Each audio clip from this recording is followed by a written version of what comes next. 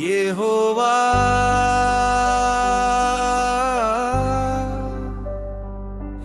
దావీదునకు కలిగిన బాధలన్నిటి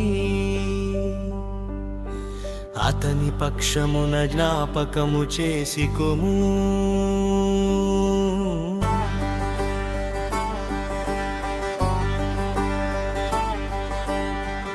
అతడు యెహోవాతో ప్రమాణపూర్వకముగా మాట ఇచ్చి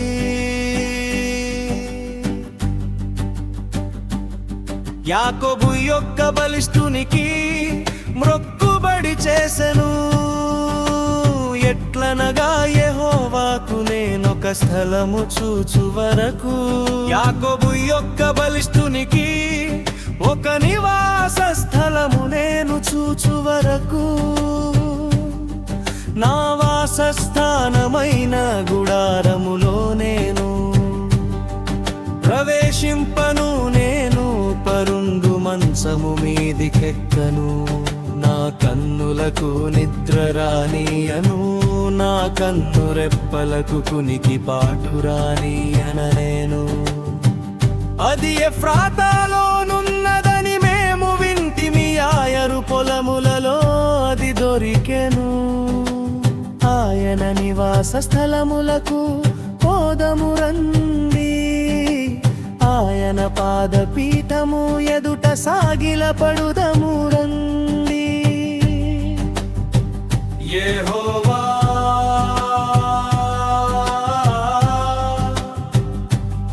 లెమ్ము నీ బల సూచకమైన మందసముతో కూడరమ్ము, నీ విశ్రాంతి స్థలములో ప్రవేశింపుము.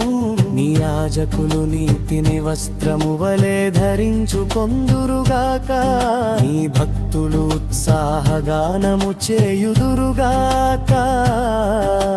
నీ సేవకుడైన దావీదు నిమిత్తము నీ అభిషిక్తునికి విముఖుడవై ఉండకుము. నీ గర్భఫలమును నీ రాజ్యము మీద నేను నియమింతును. నీ కుమారులు నా నిబంధనను గైకొనిన ఎడల నేను వారికి బోధించు నా శాసనమును.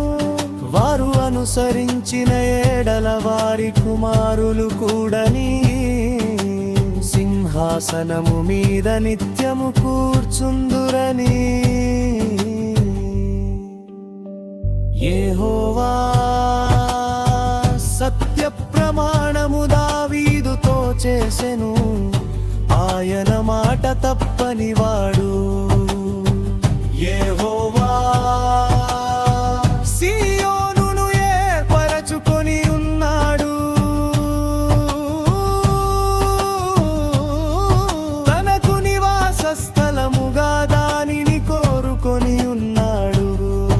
ఇది నేను కోరిన స్థానము, ఇది నిత్యము నాకు విశ్రమ స్థానముగా నుండును. ఇక్కడనే నేను నివసించెదను, దాని ఆహారమును నేను నిండారులుగా దీవించెదను. దానిలోని బీదలను ఆహారముతో తృప్తిపరచెదను.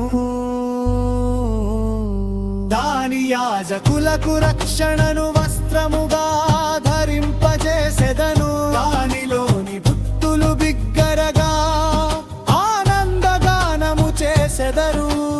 అక్కడ దావీదునకు కొమ్ము మొలవజేసెదను. నా అభిషిక్తుని కొరకునే నచ్చట ఒక దీపము సిద్ధపరచియున్నాను. అతని శత్రువులకు అవమానమును వస్త్రముగా ధరింపజేసెదను. అతని కిరీటము అతని మీదనే యుండి తేజరిల్లును అనెను.